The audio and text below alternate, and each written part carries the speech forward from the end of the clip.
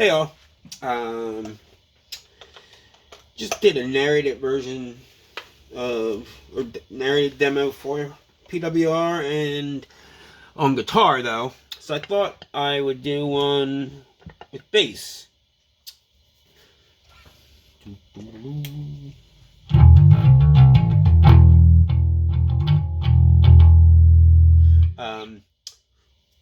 So I'll repeat what I said. I think I said because did so many takes. So this is the drive control. Determines how hard the signal you put into the pedal hits the input of the circuit. As you turn the knob to the right, drives the circuit harder and harder and gives you more and more gain, more volume, more saturation, more compression. It's designed to sound the best when set high. So it's meaning you can turn it down and get like a lighter sound, but it's always going to sound better the more you push it, just like tube amp does. Then you have the headroom control. This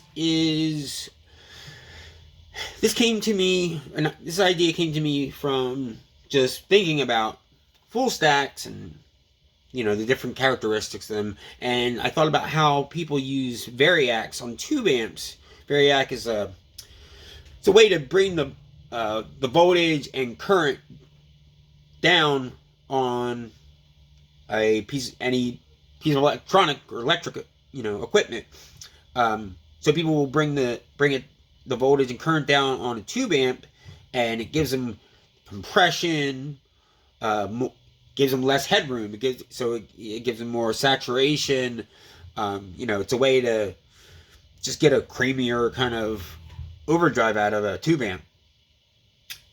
So I thought, well, can I add that kind of control to this? It's it's an amplifier IC. It's not there's no tube in there, but basic ideas are the same. So I basically put it's like a voltage starve control circuit into it, and it does what I hoped it to do. Is it brings the headroom down as you turn it to the left, and so you get like a lot more compression, a lot more compression, more saturation. Between the drive and the headroom, they kind of determine what the distortion is like, whether just how saturated it is, or how dynamic it is, how compressed it is. You just kind of tweak them until it matches what you're looking for. Got the amplitude control. It's just the volume control. This thing has tons of output, so be careful, especially when you run it at 18 volts. I mean, you can absolutely blow tube in your amp by pushing it too hard with this thing, so be careful. And when you run it at 18 volts, make sure you have a power supply that is definitely 18 volts. DC, AC will not work and may destroy the chip inside of here. Anything more than 18 volts can destroy it. Make sure the polarity is correct. Just be careful. You can damage effect pedals by putting the wrong power supply into them. So just take a moment, make sure you know before you plug it in. Sorry for the lecture.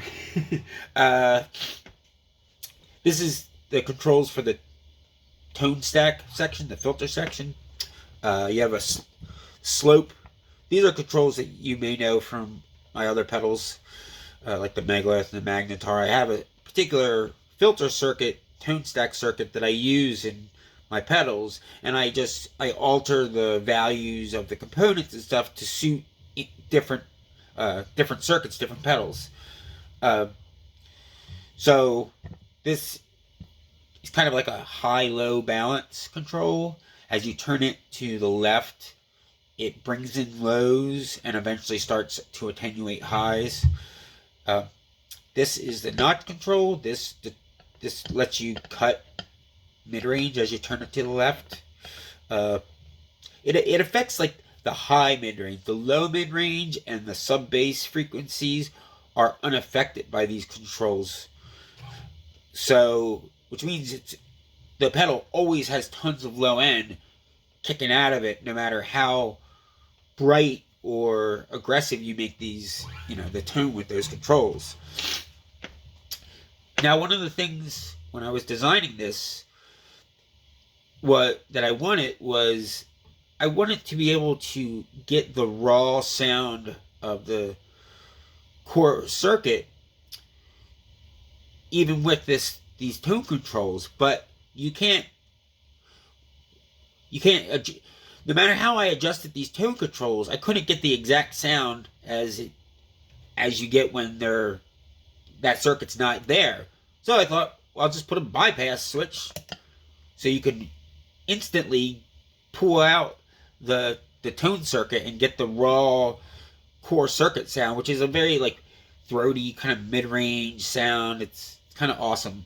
There was a Big Muff back in like the 70s, maybe early 80s, that had a tone bypass switch on it, and you'd switch it off and the tone would get super aggressive and loud and just raw. It's not that normal scooped mid-range, Big Muff thing. So it works like that.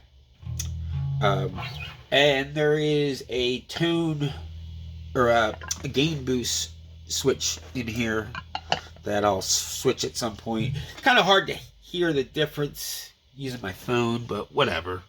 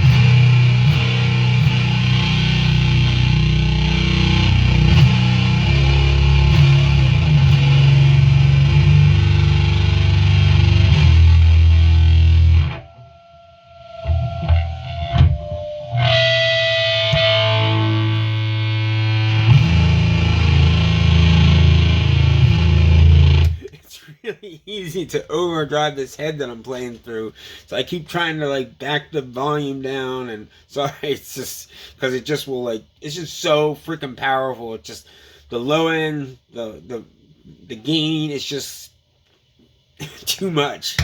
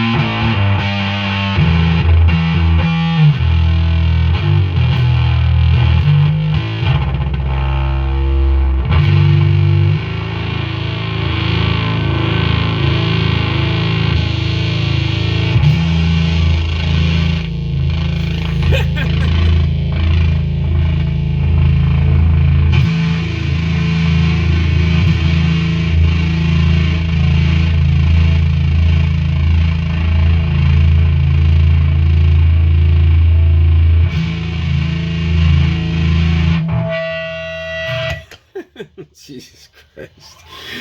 Oh man. Yeah. I guess it's super powerful. As a matter of fact, if you put the tone and bypass and plug the output directly into a speaker cabinet, you can drive a speaker cabinet. Now, I'm not saying that it's a substitute for an amp, because when you plug it in a speaker, it squeals, it sounds all messed up. I mean, it's awesome just as a novel special feature, I suppose. But yeah, the thing, like I said, there's a power amp chip inside of here, so it's designed to drive a speaker. But like I said, that's not the reason. Don't buy it as a head or whatever. Get one of these little nano heads that I'm plugged into right now, actually.